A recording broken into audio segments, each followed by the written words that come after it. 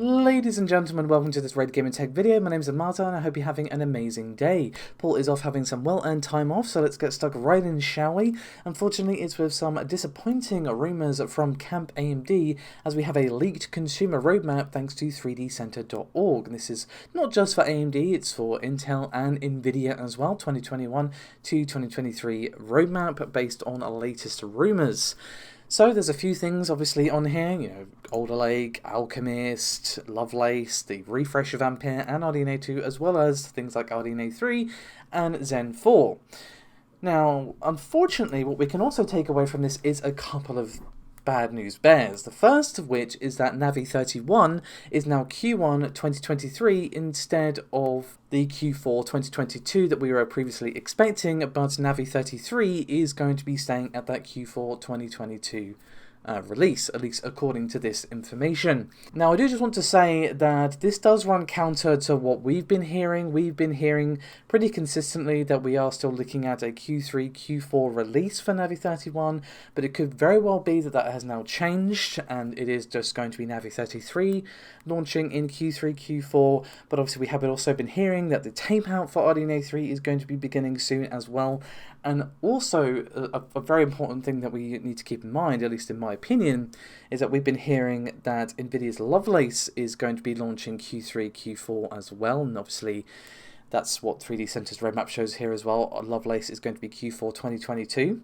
So let's say that Navi 31 is coming out January of 2023, just for example, and Lovelace is coming out sort of November of 2022. Again, just for example, just purely choosing a month at random, not based on any inside information. Anyway, so let's assume that the big boys of Lovelace would pretty much be going unchallenged by Navi 33 until the next period. And I just don't see AMD doing that unless, of course, they just had no choice. It is very possible that something has gone wrong, obviously all the delays and hiccups and everything messing up the roadmap of late that I don't need to really explain could very well be causing unavoidable delays that are just going to give them no choice but to delay the release of Navi 31, because I'm sure they do not want a repeat of RX 6000 where people have just been unable to get hold of graphics cards. And obviously it's not just them, it's been the same for RTX 30 as well, but I'm sure AMD do not want to repeat this if they can avoid it, so perhaps there's concerns there, or it could be a million other reasons as to why we've seen a delay here. But one thing is also noted as well, and this is by Grayman55, a name you should be very familiar with by this point, been leaking all sorts as of late. And while this roadmap from 3D Center does show Chagall, that being Threadripper 5000, the HEDT processors based on Zen 3, as releasing in November of this year, that being, of course, next month, Grayman says that it's been delayed again, probably until next year. Now, obviously, we have heard pretty much zip officially when it comes to Threadripper. Obviously, it was very, very much absent. There was a huge Threadripper-shaped hole in the launch of Zen 3, and obviously Zen 3 has been out for quite some time, and it's still just all quiet on the Western Front when it comes to Threadripper. And of course, if we were going to be seeing it launching next month, we would probably be starting to see an official reveal, price, specs, release date, that sort of thing. Probably already have seen it, to be honest. But according to what Grayman is saying, the reason that we haven't heard anything is indeed that Threadripper 5000, has been delayed. Now, could we potentially see Zen 3 being used instead of, Zen 3 Plus being used instead of Zen 3, which of course is expected to debut with Rembrandt? It's definitely possible, but it's also possible that they've just run into problems in the development. Perhaps they want to not release it now when perhaps gamers are going to be reluctant to pick it up given the recent shortages and everything else. Everyone's a bit frustrated and burnt out with the hardware market at the moment, and I can't really blame them.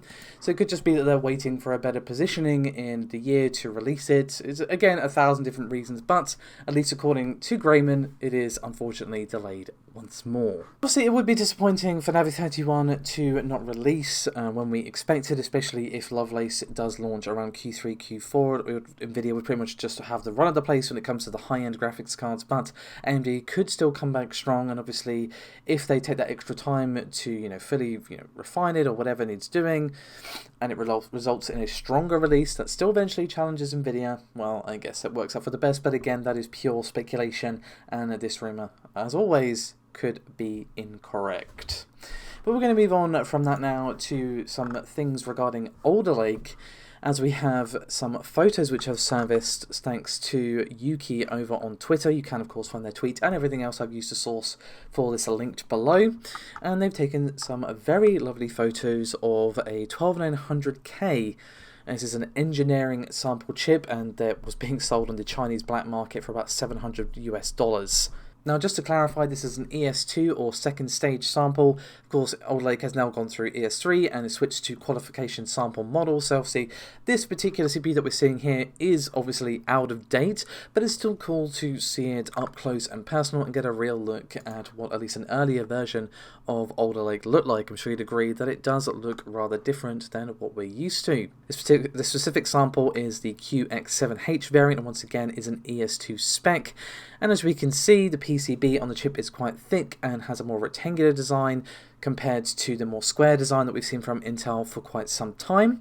But we've also seen a leak of the hardware guided scheduling, a slide for this thanks to WCCF Tech, and is a, quote, efficient core technology to optimize workload demands, advance the PC industry, and enable new platform designs. Combined with Intel's deepened co-engineering with our partners, these processes unlock the potential for innovative future use cases.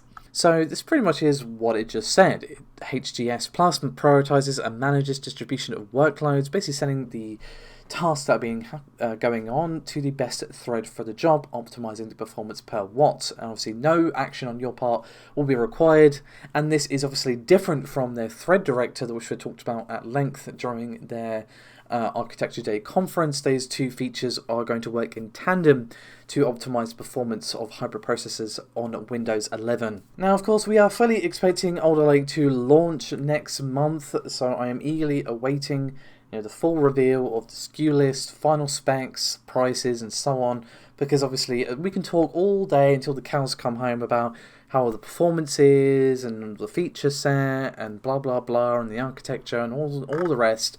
But obviously, if they're not competitively priced, especially considering Zen 3 is still pretty damn good, it's just kind of be a bit like bleh. So obviously the pricing is going to be crucial for the success of Alder Lake, but I would love to hear from you guys actually. Are you thinking about picking up Alder Lake if indeed it does offer competitive performance, or are you just going to wait and see what happens from AMD? I'd love to hear your thoughts on that one. Last thing I wanted to discuss is yet more Silent Hill rumours. Yes, it just seems these rumours just do not want to die. We've heard this so many times now from so many sources, and each time a new rumour pops up, all I can picture in my head is just COPIUM, COPIUM, COPIUM. I would love it to be true, but I just don't buy it. Until I see a trailer, I'm just not. But I just wanted to touch on the rumours that apparently Konami is planning to revive several franchises, including Castlevania, Metal Gear, and Silent Hill. And according to the initial report, which is from Video Games Chronicle, several Silent Hill titles are currently in production. Now, VGC are not the only ones who have heard rumours. Gamatsu have also been hearing that Kojima Productions are going to be working on a Sony-funded Silent Hill project. But once again, guys, especially with anything Silent Hill related, massive amounts of salt are required. And frankly, I will believe it when I see it, but given I'm such a huge Silent Hill fan, I just wanted to touch on these latest rumours. Anyway guys, that is me done for this video. Thank you so much for watching. As always, your support is highly appreciated. Do remember to like and subscribe, just help out a great deal, and I'll see you next time. Bye bye.